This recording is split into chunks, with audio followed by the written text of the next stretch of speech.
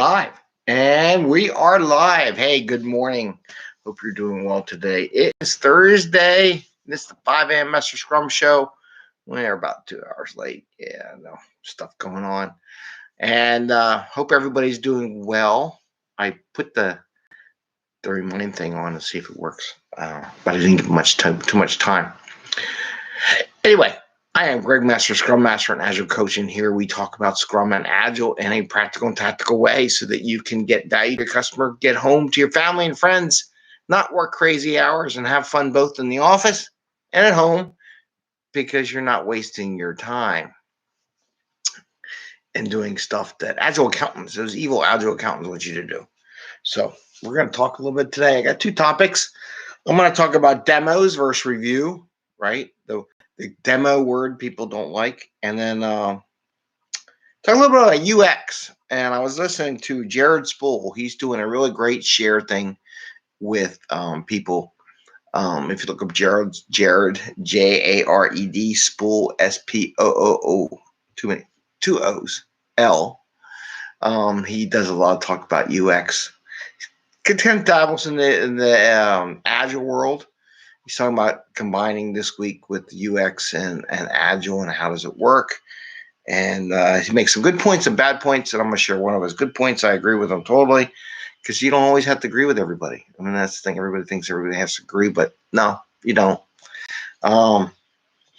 He's got a lot of followers, so I guess he knows what he's doing. Sounds pretty good on what his thought process is and what he's trying to push for. So, all right. So we're going to talk about demo versus review. People are like, I like the demo word.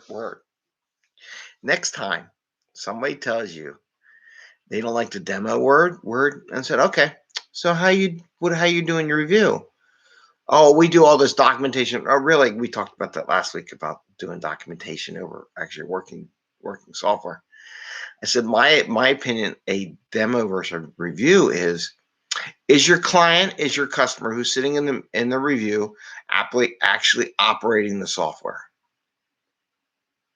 That's my question, right? Everybody gets so hyped. Oh my God, it's not a demo. So are you game enough to let your product owner and your stakeholders in an review actually operate the software without you demoing the software? Now, a demo is a canned routine where you are the expert of the software and know everything there is to know about it and how it works, and you're running the software for people to see. A review is where the client does the software and you have no control over where the heck that customer is going to go.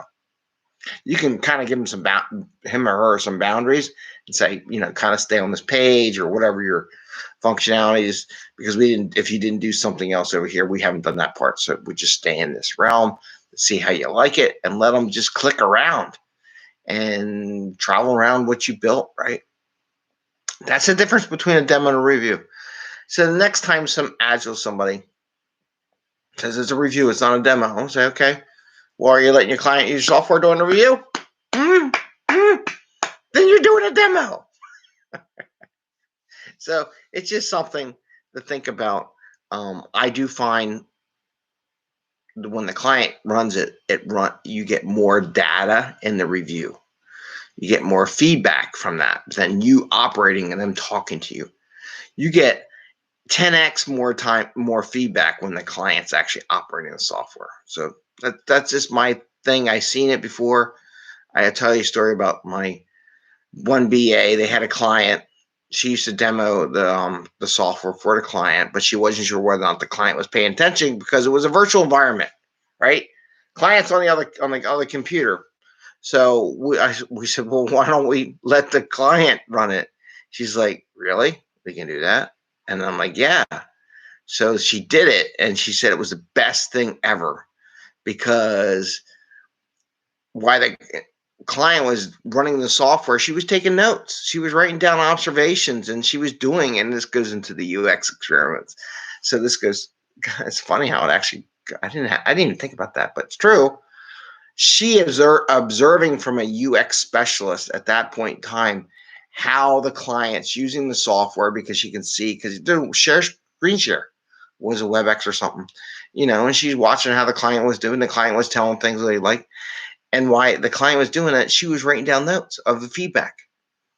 A real UX process versus you demoing the software and trying to remember what they said.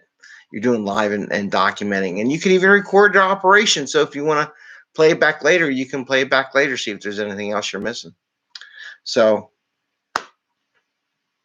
that's why it's better to let the client do the demo. If you're brave enough, should be brave enough. If you're not brave enough, you got a lot more work to do as a team.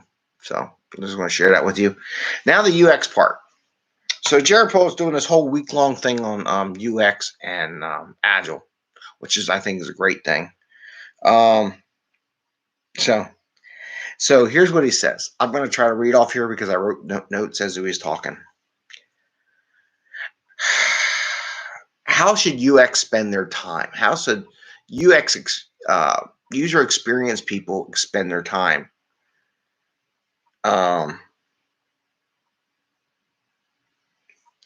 They're spending too much time building it right versus building the right solution for the right problem. That was such a beautiful statement that he said. So what are UX people? And this goes to my thing about this pixel perfect stuff. I think it's asinine. UX people spend way too much time building it right. It's like, this is the way I wrote the pixel, and it's got to be exactly like that. And they spend all their time worrying about something that's not going to bring that much value to it. I'm sorry, but it ain't going to be that great. Versus building the right solution for the right problem. Versus sitting with the customer, spending time with the customer, analyzing and seeing what they want and asking questions, maybe some real powerful questions, what they want to do. Like I think pixel perfect UX is a waste of time. And he wrote, actually, I think he said that. I think he said that too. Too much time in design. We need to do more research. So what he's saying is that UX people in the Agile world, spending all that time in design, you're never going to get what you need for your teams. What's more valuable for the teams is doing that research and getting that data on the functionality, saving money, customer happiness with using the product, and getting that to the teams. That is what he's saying is more valuable from a UX perspective. It's not the design. It's not the layout. It's not the pixel perfect stuff. It's getting the research from the customer and finding what they need to do. Not in your head, not what you think as a person, but it's actually walking over and talking to the customer. Not to make a plug, but UX people should take the facilitation class. Figure out how to build a session where you're actually gathering information from people, right? So those are my two things. It's kind of interesting how I went off and talked about the demo and the review and letting the person run the software, and then I got into a UX, and I did not plan for that, but it's kind of interesting how they fit together. Doing more on the user experience side.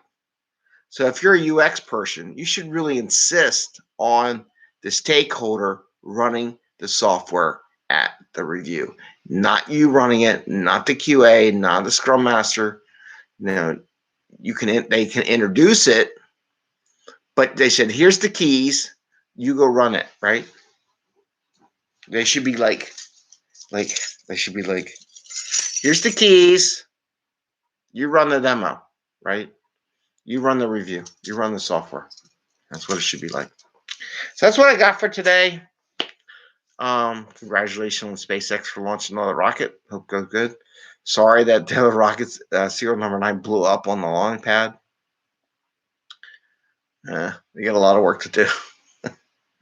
I think they got to do some. I think we should. I'm going to put that as another topic another day about simulations and how it doesn't always work. Anyway, I wish you the best today. Happy Scrumming. Enjoy your day. I got a couple coaching sessions this morning. And again, if there's any Philadelphia people out there, I got spots for coaching sessions, half-hour sessions. feel free to text me or message me on LinkedIn if you would like a coaching session. It's free. All right. And I got it for like 4 more people. I got one. One came in from Philly area. I got 4 more spots. All right. Take care. Happy scrumming. Oh, yeah. Ring the bell if you like the show so you get notification when we go live. And please give us thumbs up wherever you see us, so it helps the algorithms in the social media world share the information with other people who may be interested. Okay. Thank you very much and have a great day. Happy scrumming and see you tomorrow.